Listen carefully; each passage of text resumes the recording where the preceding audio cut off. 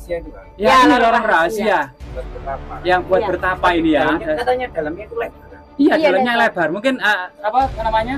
Teman-teman kameramen bisa lebih mendekat. Dan ularnya besar-besar. Itu.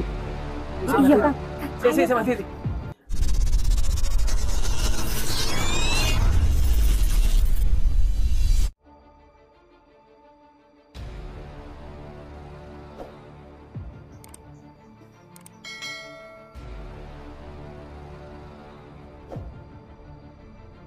Pemirsa, saat ini kita mengunjungi sebuah tempat lokasi yang sangat keramat, sangat wingis, penuh dengan situs-situs magis dan sakral. Sebuah punden yang saat ini masyarakat masih melestarikan dengan tulisan Jawa, namun Jawa baru ya, terbaca Punden Jorongan Karahapun. Entah apa maksud dari Karahapun itu ya. Namun setelah jejak-jejak artefaktual dan monumental diduga memang gua ini sudah ada dan dibangun pada masa Medang ya, bersamaan dengan Jolotundo dalam kemudian menata pertanian sekitar sini, membuat saluran-saluran air, atau juga mungkin cerita tutur yang berkembang di tengah-tengah masyarakat adalah pertapaan Pangeran Diponegoro. Namun di balik sejarahnya, kita bersama Mbak Titi akan menyibak segi-segi mistis, segi-segi gaib, dan segi-segi penunggunya, yang ini merupakan bagian integral dari kehidupan rakyat kecil, kehidupan masyarakat pedesaan. Gitu Mbak Titi ya? Iya, benar. Coba Mbak Titi, kita memasuki area yang ini, kita terlebih dahulu biasanya sowan dulu Mbak Titi ya? Iya, sowan. Apa? Uluk salam atau apa ya namanya ya? Iya, uluk salam. Uluk salam Mbak Titi ya? Iya, Monggo, permisi Mbak dulu Titi. ya, permisi. Nggih. Permisi.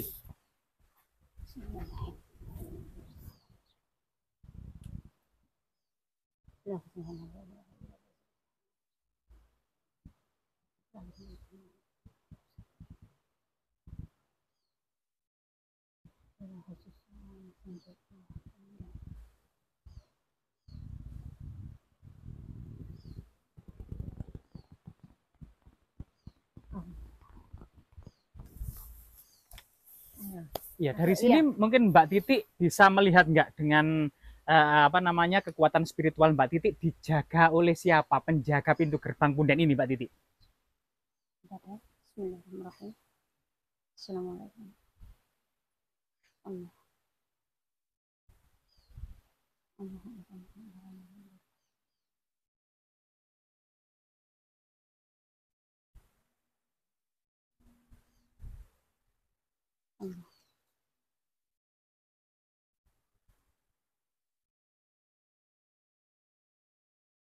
Kalau saya lihat ada sosok harimau putih sama sosok kakek-kakek.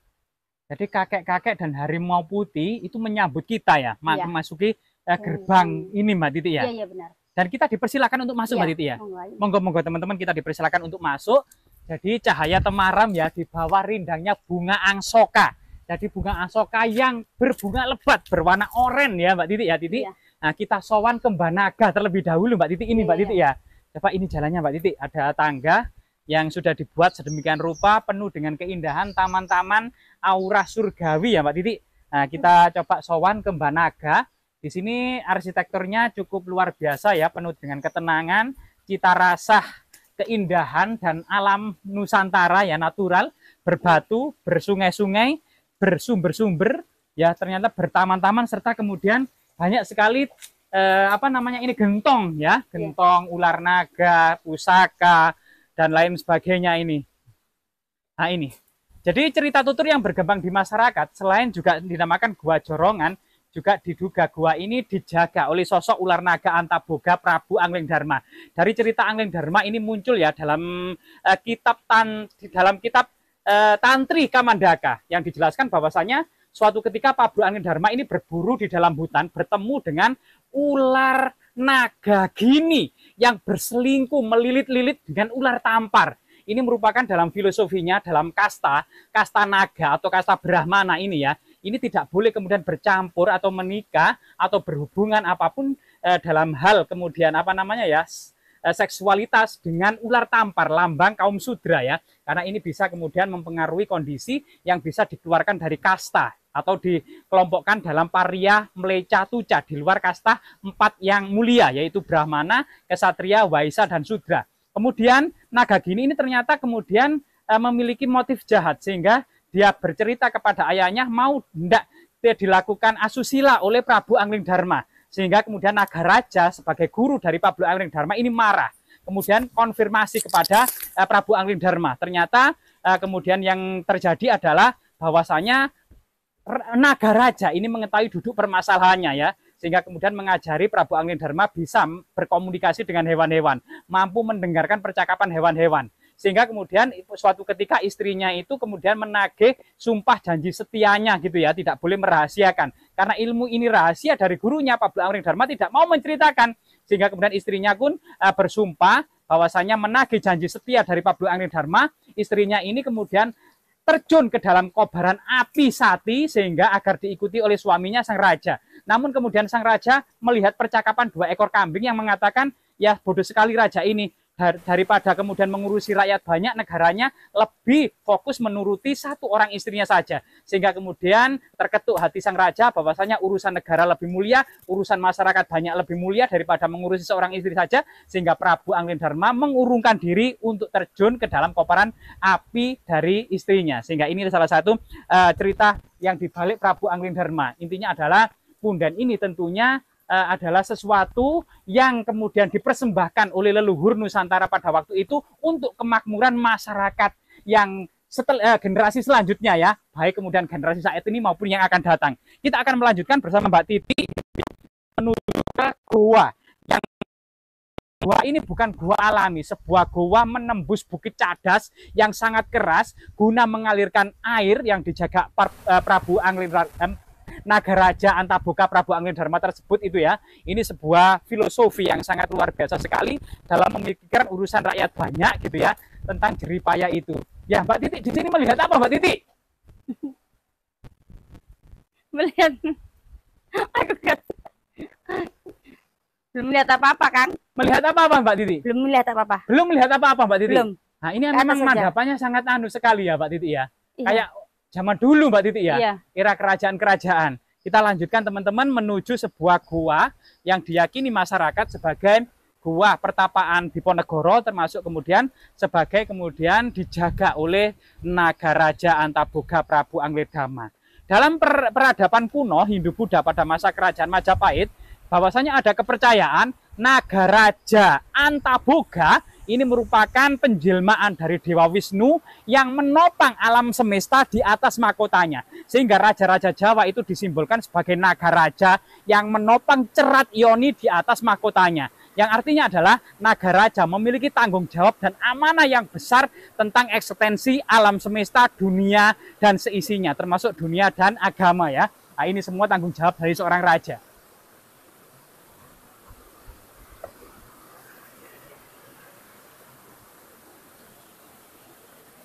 Jadi teman-teman mungkin bisa dipersiapkan untuk menyusuri gua yang sangat luar biasa sekali ini ya. Termasuk Mbak Titi ya. Sudah sowan dulu Mbak Titi ya? Ya sudah tadi. Nah, tadi saya lihat itu Mbak Titi dengan kekuatan batin dan supranaturalnya mencoba berinteraksi atau melihat gitu ya. Iya. Di depan gua itu ada penunggu-penunggunya Mbak Titi ya? Iya ada. Mbak Titi melihat apa Mbak Titi? Di situ ada seorang. Mungkin kamera lebih ke depan ya. Nah, coba Mbak Titi ke kamera. Tadi Mbak Titi melihat apa saja Mbak Titi? Ada sosok orang hitam besar ada di situ. Seperti buto hijau gitu Mbak Titi ya? Seperti iya, matanya melotot kayak gitu. Matanya melotot. Terus apa Ya. saja Mbak Titi di sini Mbak Titi? Juga ada seekor ular. Ular juga. Iya, ular juga. Ular raksasa Mbak Titi ya? Iya. Ular naga berarti ya? Iya. Ya. Serem apa bersahabat ularnya Mbak Titi? Tapi di sini ularnya baik. Ularnya baik, sebagaimana filosofi naga-naga dahulu ya. Naga-naga di Asia itu baik sebagai filosofi kebijaksanaan. Berbeda dengan naga-naga di Eropa, yaitu lambang kejahatan dan menyeramkan. Loh, Mbak Titi berani masuk gua ini? Berani. Mas. Loh, berani teman-teman. Waduh, serem banget teman-teman ya.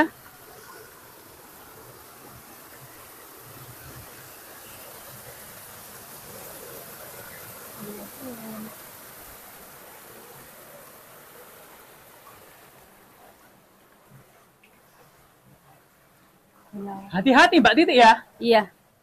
Kondisinya memang seperti ini. Mbak Titi melihat apa ini Mbak Titi? banyak sekali perdupaan, Mbak Titi. Ya banyak dupa. Yang artinya memang masih digunakan masyarakat sebagai situs religi, Mbak Titi ya. Ini loh.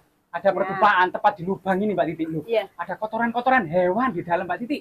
Itu ditempati apa itu? Hewan apa? Kelelawar. Kelelawar ya, Mbak Titi ya. Kelelawar. Nah, ini di mana ini? Saya yang duluan apa Mbak Titi yang duluan? Saya duluan ya. Iyalah. Nah, jadi teman-teman kondisinya ini sangat menyeramkan, teman-teman. Coba kita masuk. Sempit gitu kan. Iya, sempit. Sempit, Iya. Iya, yang sempit. tapi sempit keras. Maksud Di mana ini, Mbak Titi? jauh batu. Keras. Ya, Iya. jadi ini ternyata semacam apa ya, gunung cadas yang sangat keras yang diduga dipahat oleh leluhur ya pada masa kerajaan. Kemungkinan guna untuk apa ini, Mbak Titi? Oh. Kayu. Kayu, Mbak Titi. Mbak Titi mengejutkan, Kayu. Mbak Titi. Iya. Tak kira ada ular. Berani toh Mbak Titi ini, Mbak Titi? Ayo. Jadi teman-teman kita memberanikan diri masuk ke dalam cepitan gua yang sangat luar biasa sekali ini gitu ya. Dalam. Hah? Dalam, langsung. Dalam. Airnya loh. Airnya lumayan dangkal karena ini musim kemarau gitu ya. Yang memang air ini sangat dibutuhkan untuk irigasi pertanian masyarakat yang ada di bawahnya ya. Semacam bahkan penunggu-penunggunya ini menurut cerita tutur masyarakat itu adalah seorang yang loman.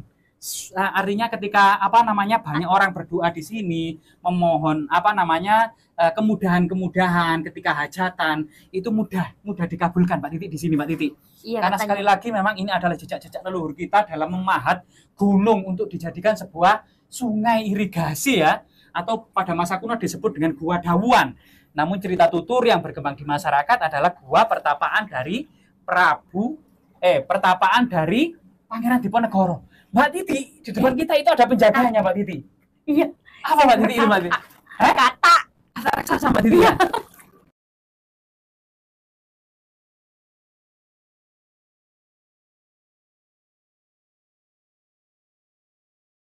Pertapaan. Permisi Mbak Kata. Permisi Mbak Kata.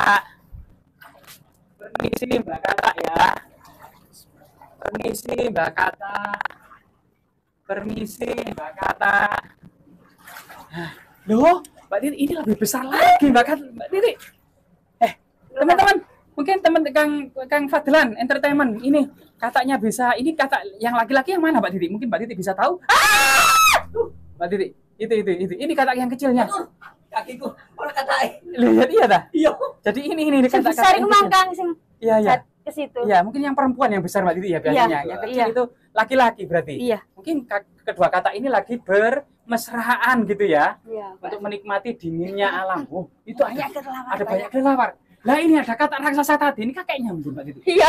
Ada raksasa ya? Iya, kakeknya atau buyutnya ya. Kakeknya Ini tuh katanya buyutnya. lorong rahasia itu kan. Ya, Ya, ini lorong orang rahasia Buat bertapa. yang buat Iya. bertapa ini ya. Katanya dalamnya itu lebar kan. Iya, Iya, jalannya lebar. lebar. Mungkin apa namanya? Teman-teman kameramen bisa lebih mendekat. Mbak Titi ternyata di sini. Aduh, Mbak Titi. Ya Allah, Mbak Titi. Kalau ular. Ular dan ularnya besar-besar. Itu. Iya, Bang. Mbak Titi. Mbak Titi. Nah, mungkin ini sosok ular penjaganya Mbak Titi ya. Iya, ada Mbak Titi. ular. Jadi teman-teman di lokasi ini kita menemukan banyak sekali kulit ular dan kulit ular ini adalah kulit ular yang sangat-sangat besar. Jadi dan asli dan ini adalah kulit yang sangat besar ya. Nah ini ada kulit masih gembuk, masih basah. Nah ini coba sisinya yang sangat besar. Jadi ini sangat besar sekali. Jadi ini ular raksasa Mbak Titi. Nggak tahu Mbak Titi. Aduh, kita keluar saja. Kita keluar saja untuk menjaga keamanan Mbak Titi. Kita sudah mulai merinding. Banyak ular besar teman-teman. Banyak ular besar Mbak Titi. Ganti kulit ya. Iya. Yang penting ganti kulit ya. Ganti kulit teman-teman. Nah ini. Ah ini kata.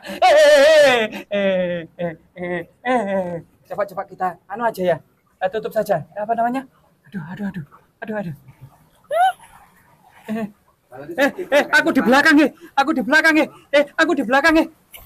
Apa-apa kan? Aku di belakang. Aku ikut bahasa semua. Tinggal sini aja. Itu apa itu? Apa yang kata? Itu. Katanya tadi mana? Kata air. Aduh, ularnya pelusungnya besar sekali. Aduh. Kulitnya besar. Jadi Terima kasih teman-teman ya, semoga kemudian bermanfaat ya teman-teman.